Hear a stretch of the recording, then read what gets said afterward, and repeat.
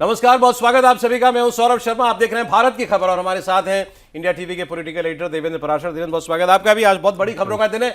सबसे पहले बात करेंगे धुरंधर पार्ट 2। जैसे टीएमसी के विधायक टूटे थे, ऐसे ही आज खबर आ गई कि लोकसभा में 28 में से 20 सांसदों ने ऐलान कर दिया कि हम अलग जा रहे हैं, हमारे नेता अलग, और अब हम एनडीए का हिस्सा होंगे। मतलब बीजेपी के साथ जाने का खुलकर ऐलान कर दिया उन्होंने। वो दिन जब इंडिया गठबंधन की मीटिंग 2024 के इलेक्शन के बाद पहली बार आज दिल्ली में ही हो रही थी, और जिस वक्त वो मीटिंग चल रही थी और उसमें ममता बनर्जी मौजूद थी, उससे मात्र 5 मिनट की दूरी पर भूपेंद्र यादव बीजेपी के नेता, उनके घर पर बागी सांसदों की मीटिंग हुई और उसके थोड़ी देर बाद ये ऐलान हो गया। अब ये सारी पटकथा लिखी कैसे गई थी, क्या है इसके पीछे की कहानी, वो सारी बातें आपको आज देवेंद्र पराशर बताएंगे। मैं शुरुआत यहां से करूंगा कि ये आज का दिन जानबूझ के चुना गया जब इंडिया गठबंधन की भी मीटिंग हो रही थी, और वही टाइमिंग सांसदों का भूपेंद्र यादव के घर जाने का। इसमें तो कोई दो राय नहीं सौरभ कि ये काम पहले भी हो सकता था, ये काम बाद में भी हो सकता था। ऐसी कोई वजह नहीं थी कि आज ही आप करें, और ख़ास तौर पर तब जब औपचारिक तौर पर आज आप इस काम को नहीं कर सकते थे, क्योंकि लोकसभा अध्यक्ष ओम बिरला दिल्ली से बाहर हैं, वो चंडीगढ़ में हैं। अच्छा। और कल उनकी दिल्ली वापसी है, तो अगर पूरे औपचारिक तौर पर भी इस काम को करना था तो एक दिन टाला जा सकता था। लेकिन ये होती है बीजेपी और एनडीए नेताओं की सोच और समझ कि वो एक एक छोटी सी छोटी बारीकी पर सौरभ बहुत मेहनत करते हैं। बहुत सारे सामान्य लोगों को लगेगा कि यार इतना क्या ध्यान देना, लेकिन पॉलिटिक्स में एक छोटी चीज़ भी वो लोग अनटच्ड नहीं छोड़ते हैं। अगर लगता है कि इससे कुछ मैसेजिंग हो सकता है, वो ज़रूर करते हैं, और अगर कहीं ये लग जाए कि ये हम पर थोड़ा नुकसानदायक हो सकता है, तो उसके लिए सुरक्षा कवच क्रिएट कर लेते हैं। उनको पता था कि इंडिया अलायंस की बैठक, एक माहौल बनाने की कोशिश होगी, मीडिया स्पेस मिलेगा तो लो उसकी हवा सीधे सीधे निकाल दी जाए। और आप देखें तो इससे पहले जेडीयू के अध्यक्ष संजय झा, कार्यकारी अध्यक्ष संजय झा ने ये कह के कि जब नीतीश कुमार को संयोजक बनाया जाना था तो कांग्रेस पार्टी तो सहमत हो गई थी, लेकिन ममता बनर्जी और अरविंद केजरीवाल ये दोनों मीटिंग में अचानक पहुंचे। इन्होंने कहा कि मल्लिकार्जुन खड़गे को बनाया जाए, दलित को बनाया जाए, और वहाँ पर ये मामला पूरा ख़राब हो गया। तो एक तरह से वो कहने का ये भी टाइमिंग का मतलब सौरभ यही है कि ये जो दिखा रहे हैं अलायंस, एकजुटता ममता बनर्जी जो कर रही हैं, इसके पीछे तो ये आज जेडीयू ने ये बयान दिया। ये जेडीयू संजय झा ने कल ये एक इंटरव्यू में इस बात को कहा। तो सीधे सीधे आप समझ सकते हैं कि ममता बनर्जी जो सेंट्रल स्टेज लेने की कोशिश कर रही थी अपोजिशन के नेता के तौर पे, उसकी भी सीधे हवा निकालने की ऐसी एकजुटता हो रही थी, आपने वो तो विक्टिम तक प्ले कर पाई। आज कोई मौका ही नहीं मिला, क्योंकि बिल्कुल ना उनको इंडिया गठबंधन की मीटिंग के बाद ही उनसे भी कुछ बुलवाते, आप वो अपनी बात कह लेती, वो भी नहीं मौका हुआ। और ये एम्बैरेसमेंट था उनके लिए कि उसी वक्त उनके सांसद यहाँ पर, भाई उस वक्त भी तो लोग मीटिंग में भी तुमको बता रहे होंगे, या उनके पास भी खबरें आ रही होंगी ये कितनी दूर ये कॉन्स्टिट्यूशन क्लब में भूपेंद्र यादव के घर में, और उसमें भी इनकम्युनिकेटिव, यानी कि आप अपने सांसदों से, बहुत सारे सांसदों से संपर्क नहीं कर पा रही हैं। मतलब लगातार कोशिश के लेवल पे भी प्रयास हुए और वो संपर्क ही नहीं हो पा रहा है। मतलब ये भी स्पेस नहीं था कि कोई सांसद अपना ग्रीवांसेस दिखाए, जो नाराज सांसद है उनकी बात मैं कर रहा हूँ, और वो फिर उनसे मनाने की कोशिश कर रहे हैं, फिर कोई एक बीच की सहमति का बिंदु हो, कुछ भी नहीं। मैंने तो कहीं पढ़ा नंबर ब्लॉक किए हुए हैं इनके, डेरेक ओब्रायन के, अभिषेक बनर्जी के। डायरेक्ट आप सोचिए ना कि इनकम्युनिकेटिव, मतलब कि चैनल के मार्फत भी आपका मैसेज नहीं हो पा रहा है। होता है ना कि कोई आपका थ्रू हो, कोई मीडियम हो जिसके सहारे आप कम्युनिकेट कर लें। जैसे किसी भी नेता के साथ 10 उसके करीबी लोग होते हैं, उनमें से किसी को आप मैसेज दें, वो कम्युनिकेट कर दे एकदम से। ये चिट्ठी स्पीकर के पास अभी गई नहीं है, उनके दफ्तर में भी नहीं। हमें सोर्सेज से हमें ये बताया गया कि अभी तक इस तरह का समय भी नहीं लिया गया था, अभी तक उनके पास नहीं पहुंचा है। तो अगर गोपनीय तरीके से पहुंचा हुआ होता तो वो बात भी कम से कम सार्वजनिक आ गई रहती। तो इसमें ये भरोसा किया जा सकता है कि अभी तक नहीं पहुंचा, और क्योंकि स्पीकर भी यहाँ पे नहीं है और सेक्रेटरी जनरल भी यहाँ नहीं है, दोनों चंडीगढ़ में एक कार्यक्रम के लिए हैं, शाम में ही कार्यक्रम बट ये काम हो चुका है, इसमें कोई शक नहीं है। नंबर्स के हिसाब से उन लोगों का दावा है, क्योंकि अब हम लोग जब तक सामने नाम ना आ जाए सारे के सारे, और उन नामों को लेकर कंफर्मेशन ना हो जाए, तब तक नहीं कह सकते। लेकिन दिशा बिल्कुल वही है। मैं इस पर एक बात करूंगा, लेकिन आप इंडिया टीवी को फॉलो करते हैं और हमसे बेहतर आप वो वजह जानते हैं कि आपको यहाँ पर सही खबर मिलती है, और वो खबर जब वो हम स्क्रीन पर दिखाते हैं उससे पहले ये होने वाला है। मैं कितने वाक्य ऐसे गिना सकता हूं जब देवेंद्र वो बात हमको पहले बता चुके होते हैं। जब बंगाल में विधायकों की टूट हो रही थी, उस दिन हमने इनसे कई प्रोग्राम्स में पूछा कि सांसद भी ऐसा करेंगे। इन्होंने कहा कि 100% इसको आप लिख के रख लीजिए, ये होने जा रहा है। मेरे ख्याल से इस बात को हो गए 10-1 दिन तो कि आपने जो कहा था कि नहीं सांसद भी जाएंगे, और वो 2/3 ही जाएंगे तो, और वो बात पूरी तरीके से सच साबित हुई। तो पहले तो बधाई आपको इस बात के लिए। और क्योंकि मैंने आपसे क्यों पूछा कि चिट्ठी गई कि नहीं, कि आपने कहा भी ऑफिशियली कम्युनिकेट नहीं किया गया है, क्योंकि टीएमसी जो है वो ये क्लेम कर रही है, टीएमसी के सांसद जैसे कीर्ति आज़ाद वो खुलकर कह रहे हैं कि मैं ममता बनर्जी के साथ हूं। लेकिन उन्होंने ये भी क्लेम किया है कि आज भूपेंद्र यादव के घर पर 13 सांसद मौजूद थे, जिसमें से 12 लोकसभा के और 1 राज्यसभा के सुखेंदु शेखर दौड़े थे, जिन्होंने इस्तीफा दे दिया आज। उसके अलावा उन्होंने कहा कि और कोई वहां मीटिंग में नहीं था, ये 20 का नंबर हवा में घुमाया जा रहा है कि 20 सांसद जा रहे हैं, 20 सांसद जा रहे हैं। उसमें एक चीज़ है सौरभ, पहली बात तो ये है कि बैठक में जितने पहुंचे उन्हीं नंबर्स को आप पहले कंफर्म मानेंगे, ठीक है कि इतने तो आ गए। लेकिन इसके अलावा के जो नंबर्स हैं, एक तो आप उनको कंफर्म नहीं मानोगे, दूसरा वो नहीं आएंगे इसकी भी कोई गारंटी नहीं। बहुत सारे नेता तो ऐसे हैं ना, जैसे कुछ नाम तो मुझे एकदम से समझ में आ रहा है कि जो उस बैठक में नहीं है और वो एकदम स्विच कर सकते हैं, मतलब इधर आ सकते हैं, इधर आ सकते हैं। तो जब तक वो कंफर्मेशन ना हो उन लोगों के द्वारा, तो नंबर्स को लेके ज़रूर वेट करना होगा कि क्या वाकई वो नंबर्स आ गए हैं। वो नंबर्स जैसे आएंगे सौरभ, उसके बाद इस प्रक्रिया को पूरा कर दिया जाएगा। थोड़ा सा इंटरेस्टिंग बना रहा हूँ इसको, लीजिए मैंने आपके लिए वो सारे नाम दे दिए हैं। आप बोलते जाइए, मैं बताता हूँ। अच्छा ठीक है कि लिस्ट में इसमें अबू ताहिर हाँ आएंगे, हाँ आएंगे, खलीलुर रहमान हाँ आएंगे, असित मल हाँ आएंगे, अरूप चक्रवर्ती हाँ हाँ आएंगे, कालीपत सोरेन आ रहे हैं, जगदीश बसुनिया हाँ हाँ, आ ये रहे सब तो हैं, मीटिंग में सब रहे। रसूल बैनर्जी सब मीटिंग में थे, शर्मिला सरकार, हाँ, हाँ। शताब्दी रॉय का तो ये नाम सब आ गया, तो- डिप्टी लीडर, हाँ, उनके घर पे काकुली मीटिंग घोष चल रही है। दस्तीदार चीफ विप हो गई, उनका नाम आ गया है। और बताएं इसमें से और कौन से नाम, अगर पार्था भौमिक हाँ, और उप चक्रवर्ती मैंने आपसे पूछ ही मतलब लिया। ये सारे नाम वो हैं जो कि हम लोग समझ रहे हैं कि इनके अंदर असंतोष है, ये बिल्कुल जून आने मालिया की स्थिति में है। जून मालिया, बापी हल्दर, इनफैक्ट ममता बनर्जी के बहुत करीबी नाम को अगर आप देखें ना सौरभ, तो वो बस गिने चुने नाम रह गए हैं। वो नंबर्स कम हैं जो किसी हाल में ममता बनर्जी को नहीं छोड़ेंगे। भाई डायरेक्ट हो गए, डोला कीर्ति आजाद सेन, कह रहे हैं, हाँ, डोला सेन, हाँ, कल्याण बनर्जी, कल्याण बनर्जी, तो इस तरह से 5-6 नाम ही ऐसे आपको समझ में आएंगे जो किसी हाल में उनके साथ शत्रुघ्न नहीं सिन्हा, है। हालांकि शत्रुघ्न सिन्हा ये सोशल मीडिया में चल रहा है नाम, इसलिए पूछ रहा हूँ। अभी तक क्योंकि उनके तरफ से कुछ आया नहीं है तो आपकी सेंस कहा क्या नहीं जा कहती है? सकता। जैसे मुझे नहीं लगता कि शत्रुघ्न सिन्हा इतने लंबे समय तक बीजेपी में रहे हैं, तो उसके बाद उनका कोई टीएमसी को लेकर कोई बहुत ज़्यादा लगाव वाली चीज़ होगी। वो असंतुष्ट गुट के साथ, क्योंकि आमतौर पे आप देखें तो शत्रुघ्न सिन्हा जी एक डेमोक्रेटिक माइंडसेट वाले व्यक्ति हैं, ठीक है ना, और खुल के अपने आप को एक्सप्रेस करना करते चाहते हैं। हाँ, ममता बनर्जी, अभिषेक बनर्जी के दौर में इतना उनको स्पेस मिला होगा, इस पर मुझे डाउट है। और इस लिहाज से वो आप देखें तो बहुत ज़्यादा वो दिखते भी नहीं रहे हैं कि कभी टीएमसी को बहुत ज़्यादा वकालत करते हों या उस तरह की बातें बहुत ज़्यादा खुलकर बयान करते भी हों, नहीं आते ज्यादा उनके। वो नहीं आते थे। तो उसमें वो एक संदेह तो रहेगा, लेकिन अब क्योंकि जब जब तक तक नाम उनसे आ ना बातचीत जाए। ना हो जाए। हाँ, एक नाम तो कंफर्म कर दिया महुआ मोइत्रा ने। अच्छा, महुआ मोइत्रा नहीं टूटेंगी, ये भी मान लीजिए चलिए कि महुआ मोइत्रा नहीं टूट रही हैं, क्योंकि उन्होंने ये लिखा है कि पहले उन्होंने ये लिखा है कि 2024 में सब टीएमसी के टिकट पर जीते थे, ये मैंडेट एनडीए के लिए नहीं था, ये सब ग्रीडी सेल्फ सर्विंग ट्रेटर्स हैं, लालची हैं, सेल्फिश हैं और गद्दार हैं, and with yellow stained pants you can please join BJP now, resign your seats and contest on BJP ticket. वो कह रहे हैं इस्तीफा दो और फिर बीजेपी के टिकट पर लड़ो, यूं नहीं तुम जाओ, let's see what big heroes you are, ये वो लिख रही हैं।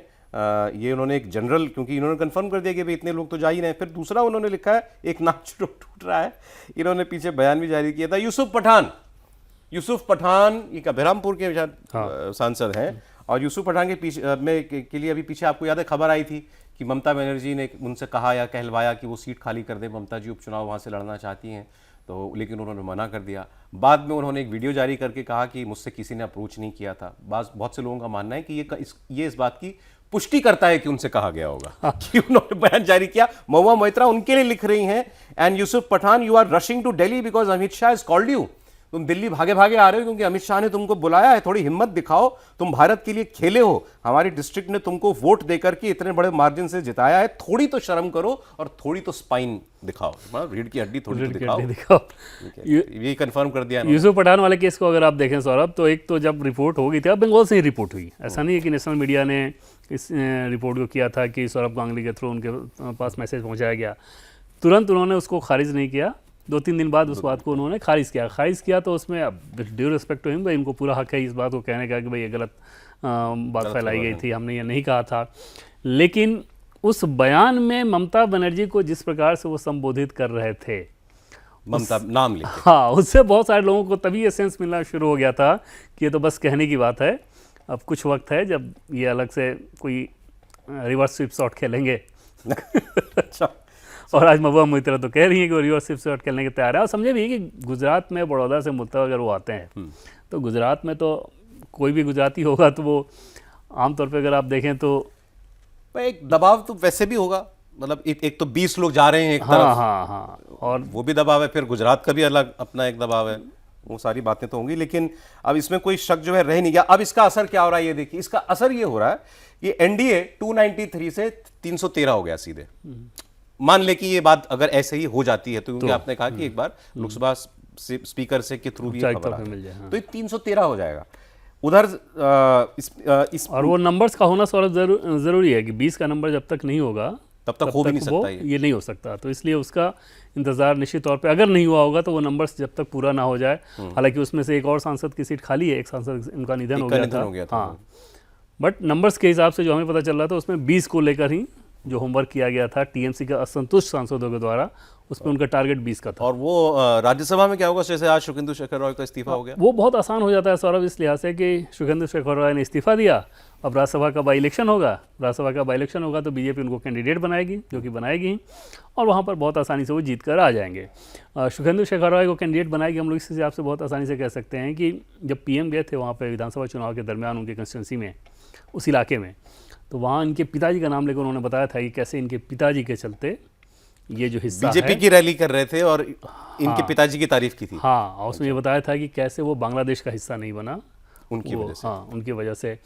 ऐसा नहीं है कि चुनाव के नतीजों के बाद उन्होंने अपनी लाइन बदली है, वो ऑलरेडी आरजीकर मामले के बाद ही मुखर थे और बीजेपी में एक तरह से टीएमसी में वो मिसफिट नेता के तौर पे जाने जाते थे। और कहा यह जाता है कि बीजेपी में कि कुछ ऐसे चेहरों को जानबूझकर टीएमसी हिंदू चेहरों को रखी थी जो अच्छे चेहरों को, उनमें से एक है, बीजेपी का ऐसा आकलन है।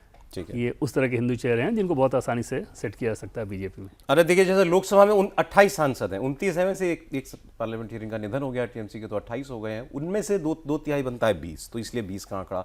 राज्यसभा में इसकी कोई जरूरत नहीं है, 2 तिहाई वाली आ जाए, 2 तिहाई जैसे आम आदमी पार्टी के राघव चड्ढा, दुर्गेश, वो संदीप पाठक शायद, हाँ, वो सब लोग आ गए, तो ठीक है, वो आपको एक साथ ही मिल गए 2 तिहाई साथ के साथ।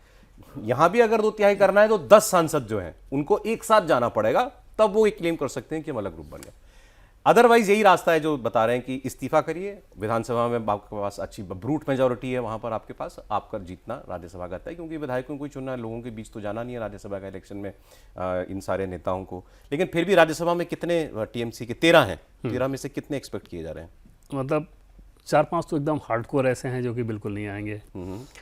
उसके बाद का जो रेंज है वो एकदम से खुला हुआ रेंज रहेगा, एनीथिंग कैन हैपन। अच्छा, ये समझिए सौरभ कि केंद्र सरकार और राज्य सरकार के साथ तालमेल बिठाना सांसदों के भी अपने हित में इस लिहाज से होता है। ऐसा नहीं होता कि सिर्फ इसमें कोई दबाव के चलते कुछ किया जा रहा हो।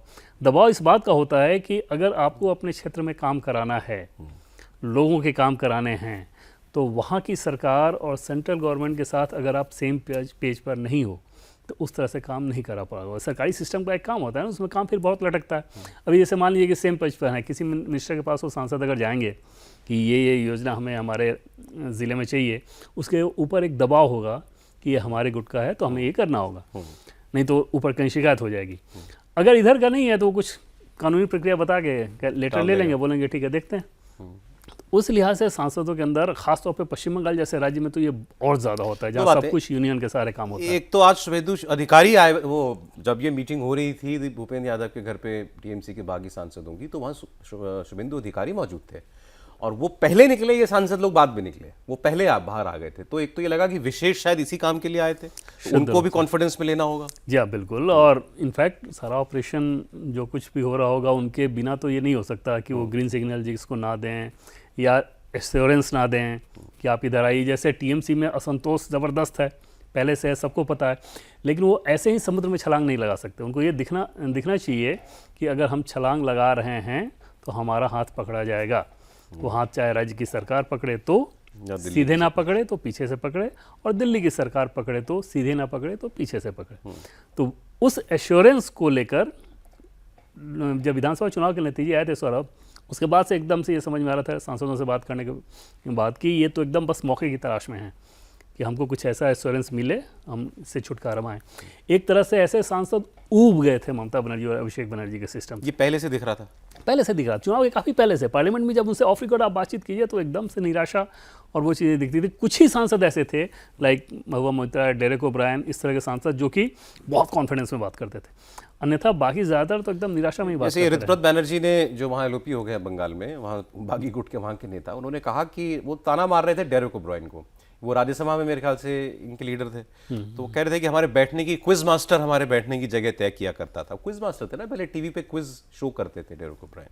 उनका कि क्विज मास्टर जो है वो हमारी बैठने की जगह तय करता था। क्विज मास्टर का काम संसद में नहीं होता, वो स्टूडियो में होता है, टीवी के स्टूडियो में होता है, लेकिन उसको ये जिम्मेदारी दे दी गई थी। और वो सुखेंदु शेखर रॉय जैसे शायद सब सीनियर मोस्ट होंगे वो राज्यसभा में इनकी तरफ से, उनको लास्ट बेंच में बैठाता था, और आज उसके खुद के बैठने की जगह नहीं होगी। ऐसे ही कहा है ऋतुव्रत बैनर्जी ने, मतलब मैं अपने शब्द नहीं बोल रहा हूँ। और बीजेपी वाले तो आज भी मैंने बीजेपी के कुछ नेताओं से बातचीत की तो उसमें उनका ये कहना था कि जब भी डायरेक्ट मिलें तो उनसे पूछिए कि अपना बाल कब वो मुड़वा रहे हैं, जो कि उन्होंने कहा था कि तो बार बार हम लोग को ये कहा जाता है कि ये सवाल ये कह दिया था इलेक्शन से, चुनाव के नतीजों से पहले, कि कोलकाता में 11 सीट है, कोलकाता में डिस्ट्रिक्ट के अंदर, लोकसभा हाँ कोलकाता रीजन के अंदर, तो उन्होंने कहा था अगर एक सीट बीजेपी जीतेगी इसमें से तो टीएमसी का एक सांसद बाल मुड़वाएगा, और बीजेपी जीत गई 6 सीट। तो वो पूछ रहे हैं कि वो कौन से 6 सांसद हैं आपके जो बाल मुड़वाने वाले हैं अपना, ये बात पूछी जाए। हाँ, और डायरेक्ट का निश्चित तौर पे दबदबा तो एकदम से चलता था क्योंकि ममता बनर्जी के सीधे हॉटलाइन पे रहते थे। बट ये बताइए देवेंद्र जी, मतलब मैं जिस भी पॉलिटिकल एक्सपर्ट से या पॉलिटिकल सेंस रखने वाले व्यक्ति से, सीनियर जर्नलिस्ट से, आप जैसे सबसे, जिनसे भी मैं एक ही सवाल पूछ रहा हूँ, ये तो कहीं कभी आज तक नहीं देखा कि किसी पार्टी का चुनाव हारने के बाद 1 महीने के अंदर ऐसा हश्र हो गया हो कि वो बिखरी नहीं है, पिघल के मतलब चल पड़ी है सारे के सारे। ये कभी और नहीं होता। पार्टियां चुनाव हारती हैं, कोई बात नहीं, बहुत बहुत लंबे वक्त तक गई। समाजवादी पार्टी 10 साल से बाहर ही है ना, क्या हो गया? आरजेडी तो 20 साल से बाहर है, बीच बीच में 1.5 साल के लिए आई है। पार्टी तो इंटैक्ट है, वोट भी इंटैक्ट है, यहां ऐसा क्या हो गया? बिल्कुल सौरभ, और आपने ये जो सही शब्द का इस्तेमाल किया ना कि मेल्ट डाउन ही एकदम से नजर आ रहा है। उसके पीछे वजह ये थी कि जैसे आपने कहा कि सपा, आरजेडी, इन सभी दलों के कार्यकर्ताओं के हिसाब से अगर बात करें तो हारने के बावजूद उनके मनोबल में कमी नहीं आती, उनके उत्साह में कमी नहीं आती। पश्चिम बंगाल में ममता बनर्जी ने क्या किया कि शुरू में आई एक ज़बरदस्त जुझारू नेता के तौर पर लेफ्ट के कुशासन के खिलाफ, उसके बाद उस लोकप्रियता को उन्होंने गवर्नेंस से कैटर करने के बजाय एक नेक्सस, जो कि लेफ्ट का नेक्सस हुआ करता था, उसी तरह का नेक्सस कर दिया। हर जगह यूनियनबाजी, कट मनी और इस तरह की चीज़ें, उसको बढ़ावा देना। तो उस रैकेट के सहारे जब आप चलाएंगी सरकार तो वहाँ पर फिर लोगों में असंतोष होगा, आपके अपने नेताओं में भी होगा और कार्यकर्ताओं में भी होगा, आम जनता में भी होगा।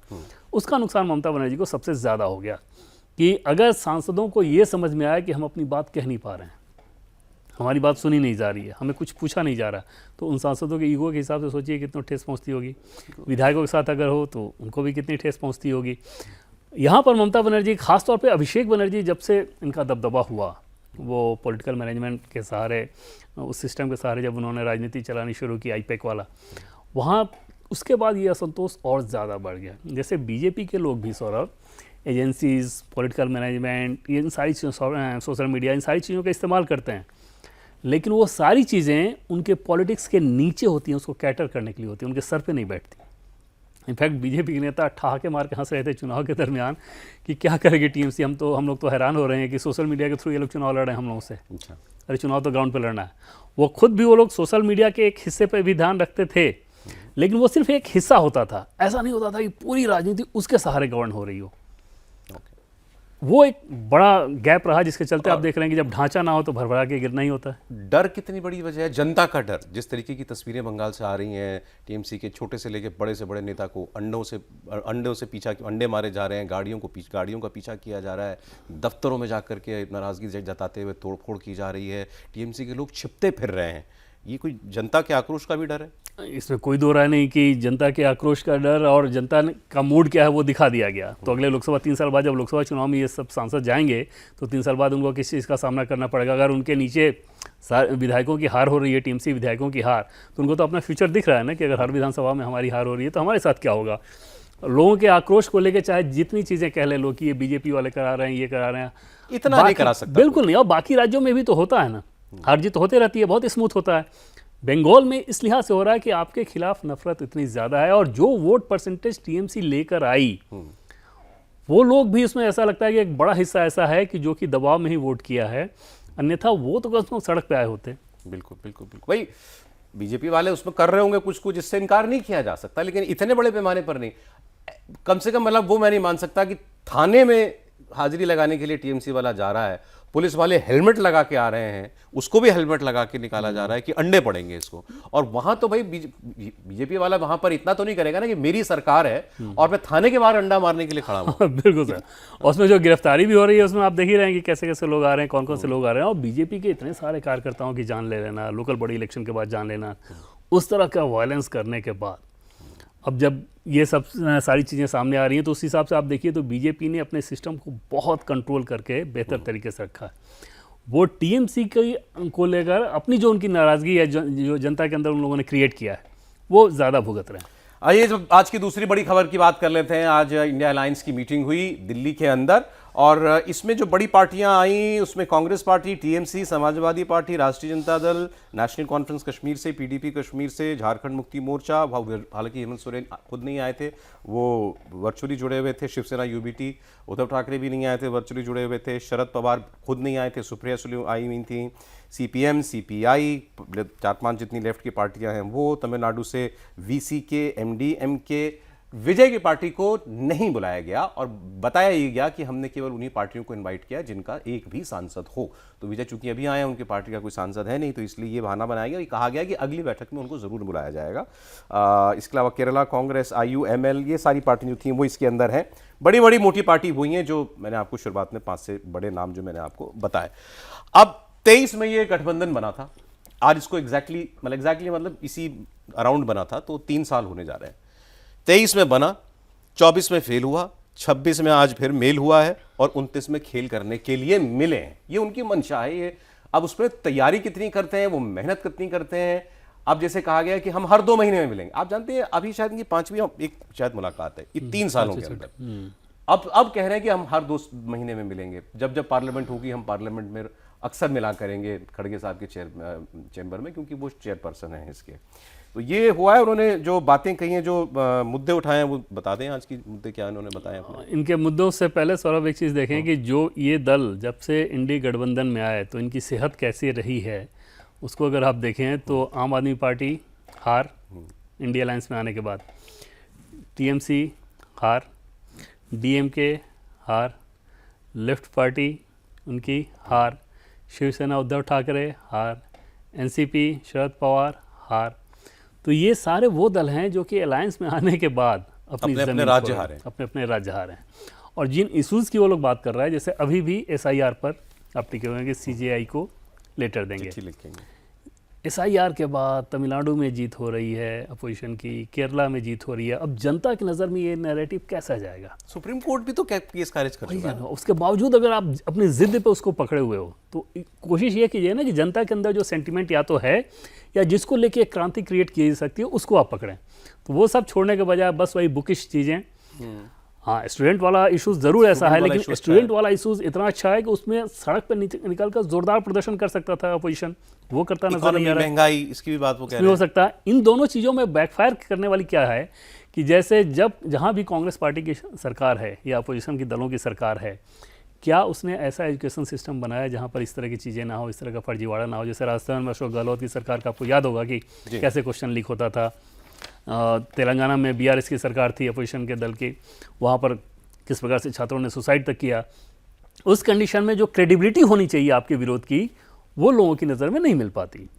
महंगाई, जैसे यूपीए के समय में सीधे जैसे महंगाई को लेकर ये लोग कोई प्रोटेस्ट करेंगे, सामने बीजेपी वाले आंकड़ा देते हैं यूपीए के समय में क्या था। पहले आप कंसिस्टेंटली तो करो एक काम। हाँ, उसके लिए ग्राउंड पे उतर के पहले मेहनत एकजुटता से करो और लगातार करो, निरंतरता से करो। और उसमें एक चीज़ और है सौरभ कि पहले आप अपने लोगों को तो समझा लो, उनको कन्विंस कर लो। जैसे राहुल गांधी एसआईआर कर रहे थे बिहार में, तेजस्वी यादव नहीं ले रहे थे, क्योंकि उनको समझ में आ रहा था ग्राउंड पे इसका कोई मतलब नहीं है। अब वो कह रहे हैं कि मानसून सत्र के दौरान प्रतिदिन प्रातःकाल नेता प्रतिपक्ष खड़गे जी के कार्यालय में समन्वय बैठक होगी एवरी डे।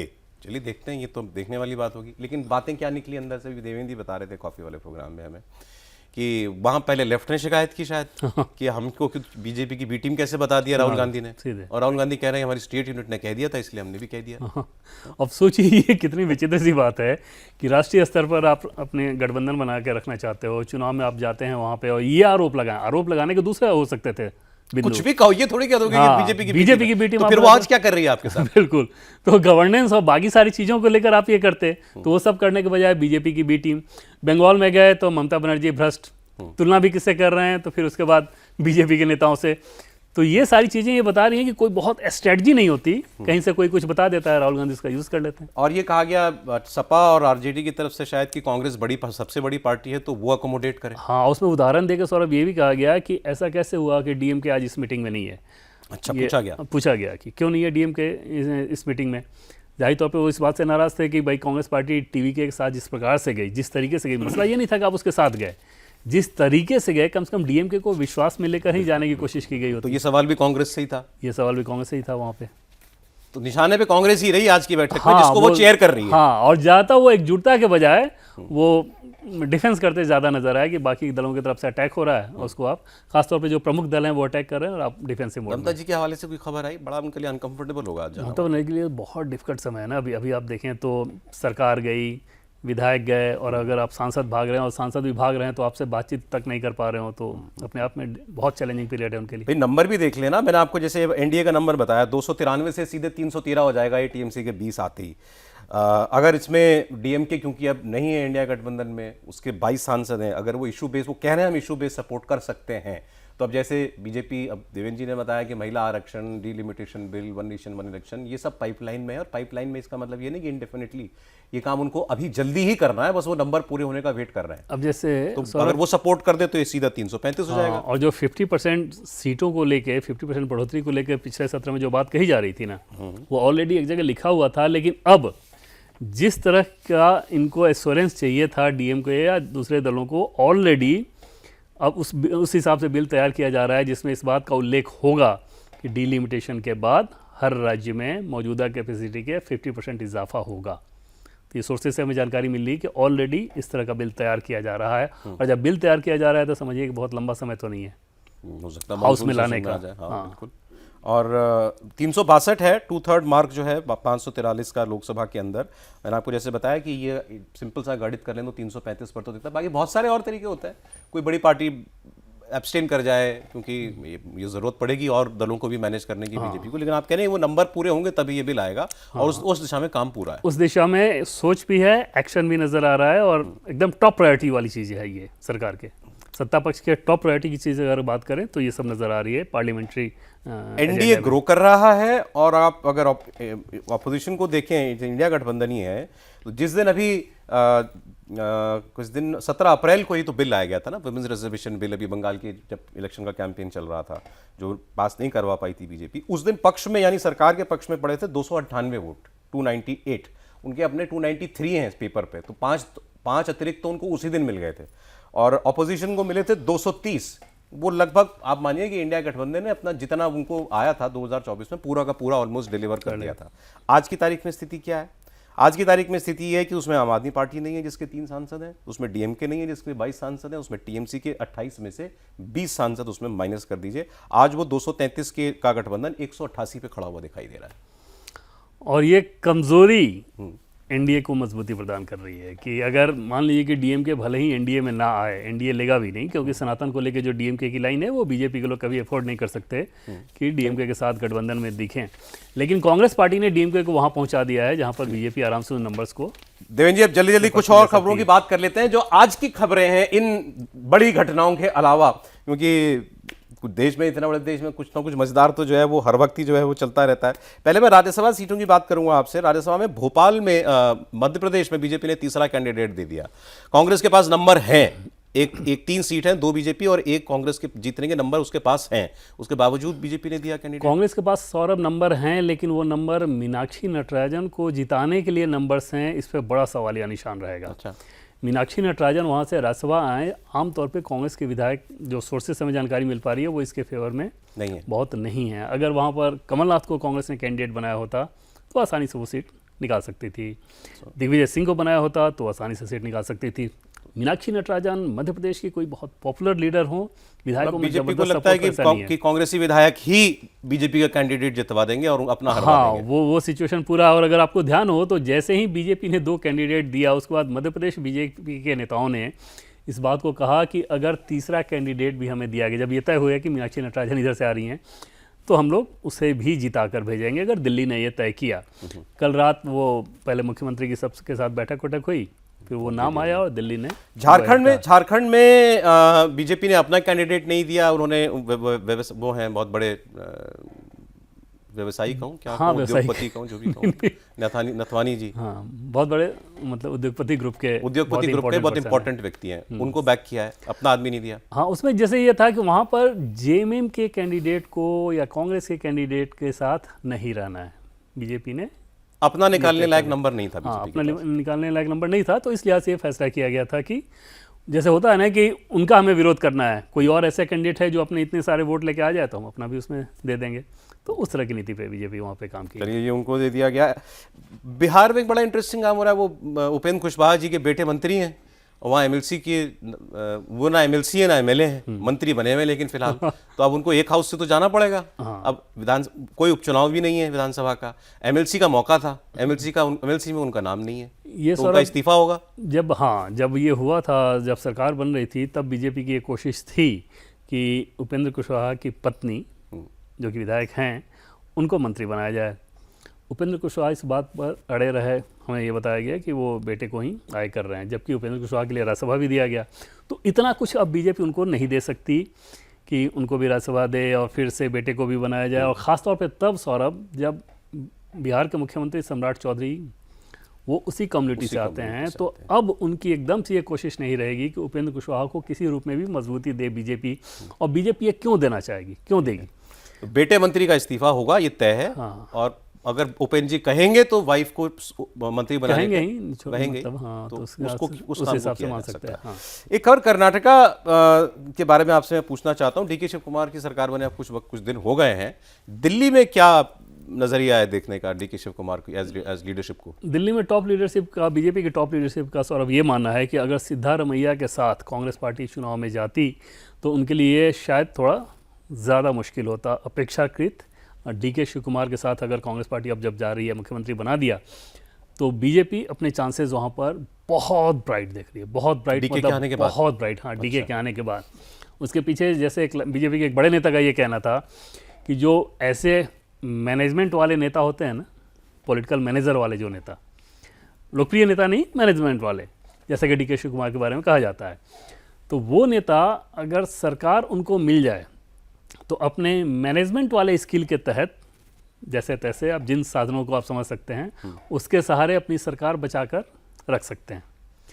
लेकिन उन मैनेजमेंट नेताओं को अगर ये कह दीजिए कि चुनाव में जाकर जनता के वोट के सहारे जीत कर आ जाओ, तो ये उनके वश में नहीं होता। अच्छा, तो सिद्धारमैया के पास सरकार चला सकते हैं, सरकार ला नहीं सकते। सरकार चला सकते हैं, सरकार ला नहीं सकते, क्योंकि वहाँ पर सीधे सीधे वोट का मसला होता है, मैनेजमेंट का मसला नहीं होता।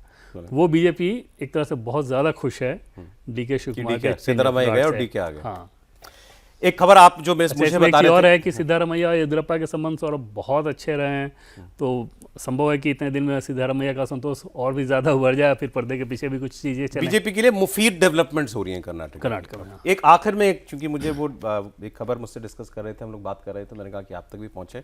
दिल्ली में यमुना को लेकर के, यमुना पर बहुत काम हो रहा है दिल्ली में। हाँ बिल्कुल सौरभ, और गृहमंत्री अमित शाह ने एकदम से ये तय किया है कि यमुना का जो निर्मलीकरण किया जाना है, स्वच्छीकरण किया जाना है, वो एकदम से विजिबल नज़र आना चाहिए। ऐसा ना हो कि आप सिर्फ कह रहे हैं वो चीज़ें ना हो। मतलब आगे अगले कुछ सालों बाद यमुना भी बीजेपी के गवर्नेंस के एजेंडा में एक रोल मॉडल के तौर पर दिखे कि हमने यमुना का क्या किया। उस लिहाज से आज हरियाणा यूपी के राज्यों के साथ गृहमंत्री अमित शाह की बैठक हुई, उसमें ये देखा गया कि 3-4 फैसले हुए हैं और ये तय किया गया है कि 20-20 दिन पर इस प्रकार की बैठक होगी और जो काम किया जा रहा है वो उसमें रिमार्केबल चेंज नज़र आना चाहिए, संतोषजनक या ठीक ठाक इन नियर फ्यूचर, ये इन नियर फ्यूचर। और जो भी टास्क लिया जा रहा है, जैसे डेयरी जो है एनडीडीबी तो उसका डेयरी बोर्ड जो है, तो डेयरी के जो सब कचरा वगैरह जाता था नदियों में, उसको लेके एक पॉलिसी बनाई गई है। नदियों के सिल्ट को कैसे जल्दी से क्लीन करना है, फिर उस सिल्ट का कंस्ट्रक्शन में कैसे इस्तेमाल करना है, उस तरह कचरा जो यमुना में ना जाए उससे आपको गोबर गैस बनाना है। ये सारे फैसले आज हुए हैं और हर 20-20 दिन पर इस तरह की बैठक होगी ताकि कमान भी monitoring अमित शाह पे जी ने रहे। अपने हाथ में इसकी कमान सीधे सीधे गृह मंत्री अमित शाह ने ली है। तो वो कोई टास्क लेते हैं तो क्या करते हैं उसके चांसेस ब्राइट है फिर, इसका मतलब कि ये काम भी हो पाए, वरना तो ये दिल्ली वालों को असंभव सा लगने लगा था। बहुत सारी खबरों की बात हो गई आज तो। देवेंद्र जी बहुत शुक्रिया आपका स्टूडियो में आने के लिए। आप देख रहे थे भारत की खबर, आज इतना ही।